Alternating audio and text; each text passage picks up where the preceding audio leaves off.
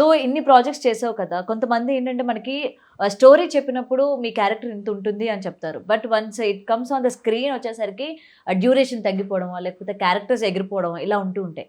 So నీకు అలాంటి situation ఏమైనా జరిగిందా? అంటే నువ్వు యాక్ట్ చేసినా సరే క్యారెక్టర్ లేకపోవడం మూవీలో చూసుకున్న తర్వాత ఆర్ లెంత్ తగ్గించేయడం చాలా జరిగాయండి. జరిగాయి.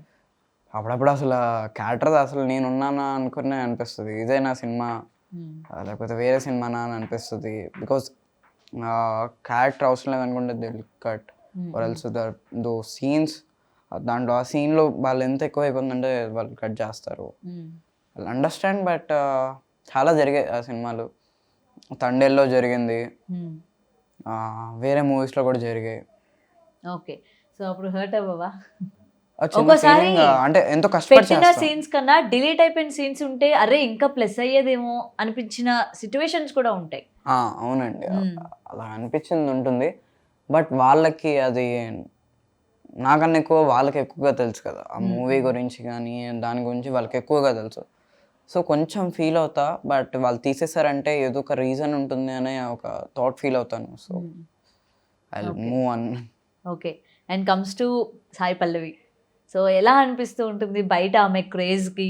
సో లోపల సెట్లోని మీరు చూస్తూ ఉంటారు కాబట్టి తను ఎలా అనిపిస్తుంది బయట? చాలా న్యాచురల్గా అసలు హీరోయిన్ అంటే కూడా ఎవరు నమ్మరు. మీ డైరెక్టర్ గారే చెప్పారు ఆడియో లాంచ్లో కావచ్చు అండ్ సక్సెస్ మీట్లో కావచ్చు. సో సెట్స్లోని ఆవిడకి ఎలా ఉంటారు మీతోని? చాలా అంటే మాట్లాడతారు. నాతో ఆవిడ ఎక్కువగా సీన్స్ లేవు. దట్ వాజ్ నాకు అది లేదు. బట్ నాకు ముందు నుంచి తెలుసు కాబట్టి హాయ్ ఎలా ఉన్నావు అనుకొని నార్మల్గా అయితే మాట్లాడతారు. బాగా ఫన్నీగా ఉంటారు. క్వశ్చన్స్ డెడికేషన్గా ఉంటారు. ఆ క్వశ్చన్స్ అయితే ఇప్పుడు ఇలా ఎందుకు వచ్చింది ఈ సీన్, ఇప్పుడు దాకా ఒకలా ఉన్నాం కదా దాని తర్వాత అన్నీ అడుగుతూ ఉంటారు. ఓకే. ఓకే. సో క్లియర్ చేసుకుంటూ ఉంటారు అనమాట ఈచ్ సీన్కి. ఓకే. సో భాను ఇండస్ట్రీకి వచ్చిన తర్వాత మనం కొంతమందిని ఇన్స్పిరేషన్గా తీసుకుంటూ ఉంటాం. అంటే అరే మనం ఈ యాక్టర్ నుంచి ఇది నేర్చుకోవాలి, ఈ యాక్టర్ నుంచి ఇది నేర్చుకోవాలి అని చెప్పి. సో నీకు అలా ఎవరిని చూసి ఏం పిక్ చేసుకోవాలంటే ఏం చెప్తావు? నేను కొంతమంది హీరో పేర్లు చెప్తాను. Okay. What you want to take a quality అంటే ఏం పిక్ చేసుకుంటారో చెప్పు. మెగాస్టార్ గారు. మెగాస్టార్ గారు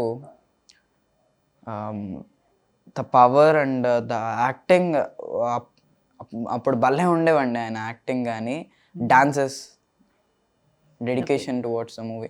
అందరిలో ఒక కామన్ పాయింట్ ఏంటి అని అంటే యాక్టింగ్ అండ్ ద డెడికేషన్. అందరి నుంచి అవి తీసుకుంటాను. డెడికేషన్. సో మెగాస్టార్ గారి దగ్గర నుంచి అయితే డాన్స్ తీసుకుంటావా? అందరిలో నాకు ఇప్పుడు మెగాస్టార్ గారి గురించే కావాలి. దిస్ 3 అండి, dance and those 2. Okay. Balakrishna గారు. మేనరిజం. ఏం మేనరిజం? తొడగొట్టేదా లేకపోతే ఇంకేంటి? అండ్ డైలాగ్ చెప్తున్నా కానీ ఒక మేనరిజం వస్తుంటుంది. ఇలాగ అనడం కానీ లేకపోతే తొడగొట్టడం కానీ ఇలా everything as in. Okay. So you want to take that mannerism. Okay. Nagarjuna గారు. ఆయన వాయిస్ అంటే కొంచెం ఇష్టం నాకు. మీ వాయిస్కి ఏం సూపర్ ఉందిగా. అదే వాయిస్ అంటే ఇష్టం. మరి ఆ వాయిస్లో నుంచి ఏం తీసుకుంటావు? ఓ పని చేయి, ఆయన బ్యూటీనెస్ తీసేసుకో. ఆయన చూడు ఇప్పుడు ఈ ఏజ్ లో కూడా ఎట్లా మెయింటైన్ చేస్తున్నారు ఆ ఫిట్నెస్.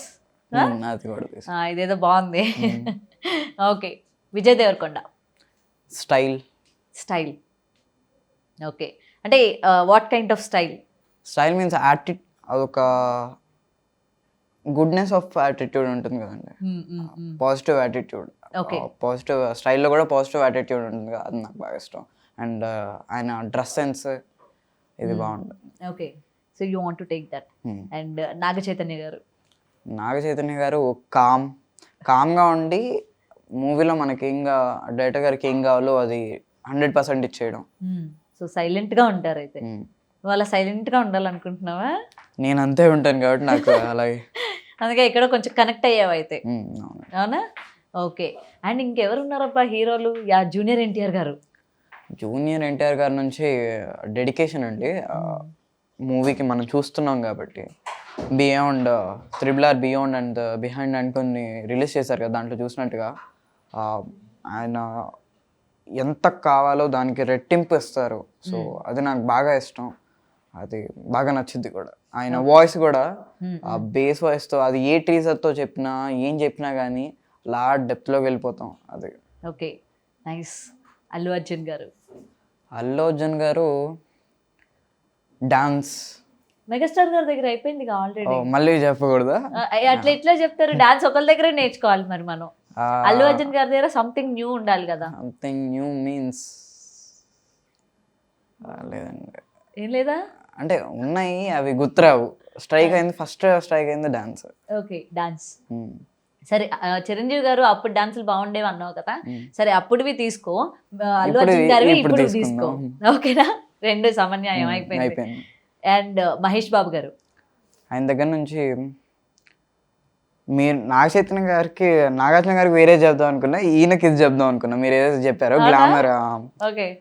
ఆయన ఎవరు నమ్ముతారు? ఐ థింక్ ఆయనకి 50 years అనుకుంటా. ఎవరు నమ్ముతారండి ఆయనకి 50 years అంటే? అసలు నమ్మరు. ఓకే, సో అది తీసుకుంటాం మళ్ళీ ఈయన దగ్గర నుంచి కూడా. అంటే వీళ్ళిద్దరి దగ్గర నుంచి ఆ ఫిట్నెస్ అది ప్లాన్ చేసుకుంటాం అయితే మంచిగా.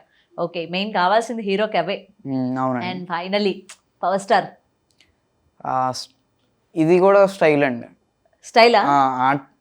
విజయ్ దేవరకొండ గారిది కాకుండా ఇలాగ అండం కానీ ఆయన నడిచి వస్తుంటే అది ఒక స్టైల్ ఉంటుంది, అది బాగా ఇష్టం. ఓకే, బాగా ఇష్టం అయితే. సో మొత్తానికి వీళ్ళందరి దగ్గర నుంచి ఇవన్నీ నేర్చుకొని మిక్సీలో వేసి పట్టి తీపితే భాను ప్రకాష్ అవుతాడు అనమాట ఫైనల్లీ. కొన్ని ఇయర్స్ తర్వాత అవ్వాలనుకుంటున్నావు, అవుతావులే. For more videos like this, subscribe Big TV channel.